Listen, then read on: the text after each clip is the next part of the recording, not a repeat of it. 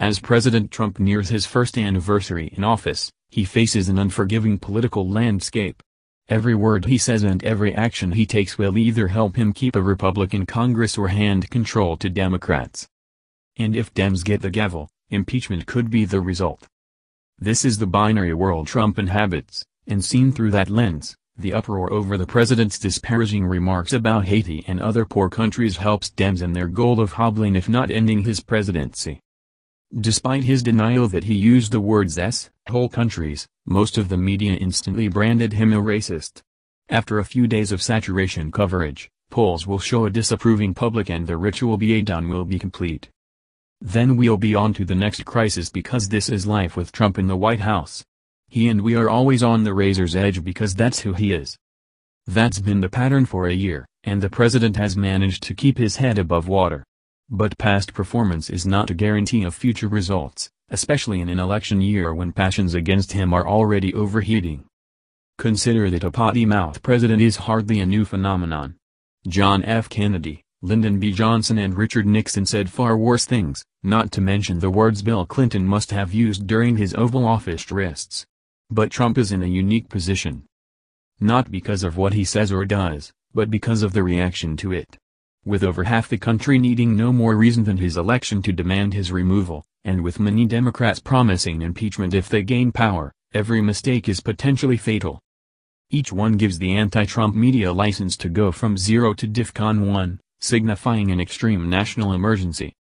Yet while a biased media hyperventilating is no virtue, Trump's great flaw is that he keeps giving them ammunition.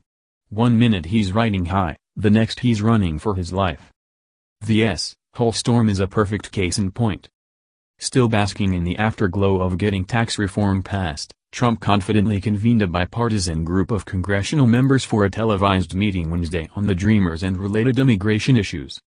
The president presided in such CEO fashion that even CNN, yes, CNN, declared the meeting remarkable and Trump's leadership commendable.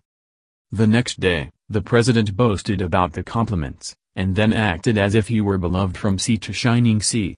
At a follow-up meeting, he unleashed the Furies with his derogatory remarks. Did he forget that Democrats are out for his blood? Didn't he learn anything from the torrent of White House leaks that bedeviled his early months? For my money, whole countries is not by itself a racist remark. It's certainly crude and shouldn't be said by a president, but those countries are a total mess. Central America is the murder capital of the world, and Haitians have been fleeing their country for years because they've given up hope it can be fixed. And the context matters. Trump and Congress were bargaining over the fact that Haitians, El Salvadorans and people from African countries who were admitted years, and in some cases decades ago, after emergencies were allowed to stay indefinitely. You don't have to be a racist to conclude that isn't sound immigration policy, and that America should pick the immigrants who can contribute to its prosperity and security. Indeed, there is a growing bipartisan consensus on that point, which is why chain migration and the visa lottery were on the table. That was then. Now Trump has made it more difficult, and maybe impossible, to move the needle in that direction. Getting funding for the wall will be doubly difficult. Even a Dreamers deal may be a bridge too far, with the Open Borders movement gleefully using the uproar to demand even more love than the president was prepared to offer.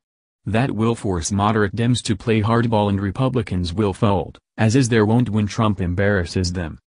This, then, is shaping up as another moment where style beats substance, and identity politics determines policy.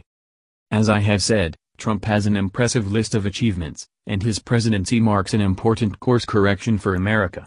The expanding economy, as reflected in job and wage growth and stock market exuberance, remains Exhibit A on his promises-kept list. But the job isn't done. To have a successful presidency, Trump needs to finish what he started, and that means keeping a Republican Congress for 4 years. For that to happen, he must start behaving as if his future depends on every word he says every day. Because it does. And if he needs to blow off steam without blowing the lid off his presidency, he ought to remember the sage advice often attributed to President Harry Truman. If you want a friend in Washington, get a dog.